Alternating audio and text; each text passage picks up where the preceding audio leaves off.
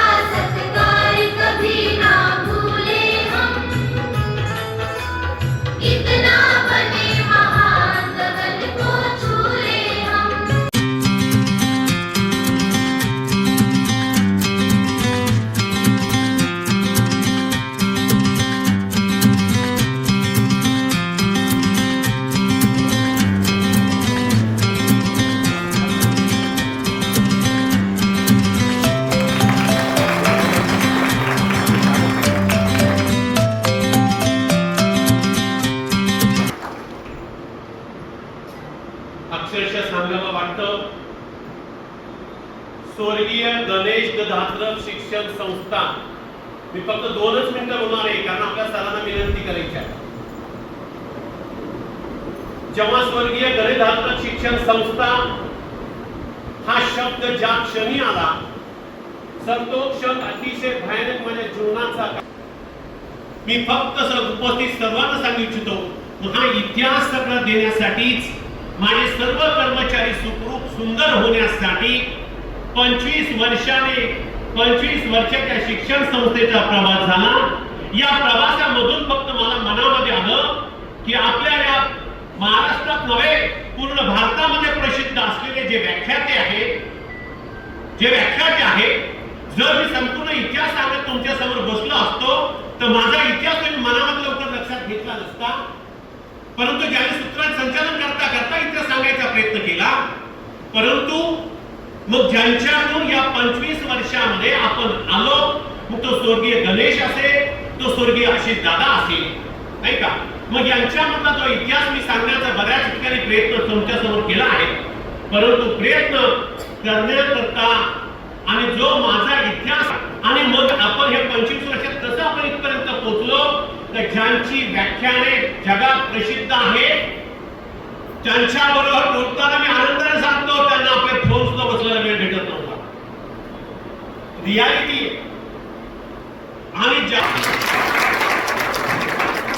म्हणून सांगावंसं वाटतं, त्यावेळेला ज्याला गणेश केला तेव्हा मी फक्त 5 दिवस घरात होतो. फक्त 5 दिवस दुःख मी पूर्णपणे टाकून दिलं आणि 5व्या 6व्या दिवशी मी मुलांना शिकवायला सुरुवात केली. 6व्या दिवशी मी शिकवायला सुरुवात केली, दुःख सोडून दिलं. अनेक लोक आहेत सर, मी तुम्हाला सांगू इच्छितो की याच रौप्य महोत्सवाचं वर्षाचं शेवटचा कार्यक्रम हजारो लोक येतील आणि इतिहास आपला ऐकल्याशिवाय राहणार नाही. पुरावे देणार तर मी बोलतो इतकं सोपं नाही सर, मी सॉरी म्हणतो. कारण का पहिला मुलगा गेला काय 26 डिसेंबर 1999 आणि लगेच दुसऱ्या मुलाला 2002 ला ब्रेन ट्यूमर झाला. खूप फिरलो, पैसे नाही खिशात, काय करायचं ते केलं, परंतु कोणाशी रडलो नाही, फक्त प्रयत्न करत राहिलो, पण तरी पण तो सापडला नाही. मग 1 एप्रिल 2006 तो पण गेला. तो गेल्यानंतर मग एंजल इंग्लिश मीडियम स्कूल सुरू झाली आणि म्हणून खरे शिक्षण संस्था 2001 ला स्थापन झाली. 2001 ला स्थापन झाल्यानंतर मग 2002 ला पहिली शाळा 6 जून 2002 ला मी सुरू केली. पहिल्या शाळेचं नाव आहे आशिष मॉन्टेसरी स्कूल आणि दुसरी आहे अभिनव बाल विकास मंदिर. तिसरी आहे डीएफडी माध्यमिक विद्यालय. त्याची मुलगी शाळेत जात नव्हती, कोठारी कन्या शाळेत होती त्यावेळेला. मग ती शाळेत जात नव्हती. परमेश्वर कृपेने जे आपल्या रामदास स्वामी संत तुकाराम महाराजांचे असलेले रामकृष्ण मोरे साहेब आणि त्यांनी मला दुसरी साधा वजनाचा प्रश्न आपण सॉल्व्ह करू शकत नाही इंडिव्हिज्युअल लेवलला, स्वतःच्या लेवलला. तर एक हा विचार तुम्ही मात्र नक्की करा की मला 25 वर्ष पूर्ण झालेत आणि सर मला तुमचा वेळ पाहिजे. म्हणजे तुम्हाला अतिशयोक्ती वाटेल पण ही गोष्ट अगदी खरी आहे. कमीत कमी दात्रक सरांनी कमीत कमी मला 50 फोन केले असतात. पण तुम्ही व्हेरी ऑनेस्ट की फोन आता मी तुमच्याशी बोलतोय आणि फोन मागे आहे, मला कसं कळणार आहे कोणाचा फोन येतो. आणि आमचा धंदा काय आहे, फोन बाजूला ठेवा आणि बोलत बसा. आता त्याच्यामध्ये फोन नाही आहे. 4 नंबर प्रोफाईल म्हणजे डायरेक्ट कसं मागते म्हणून म्हणजे इकडे आलो होतो म्हणून आलो. मला कळलं माझी महाराज हा देतो सर बघा तुम्ही 5 मिनिटं तरी मी ती दिली प्रोफाईल. सांगण्याचा माझा मुद्दा की ते त्या दिवशी पण आले तर मला समोर बसलेल्या व्यक्तीला असंही म्हणता येतं की सर तुम्ही आता जा, बाहेर सर आले तरी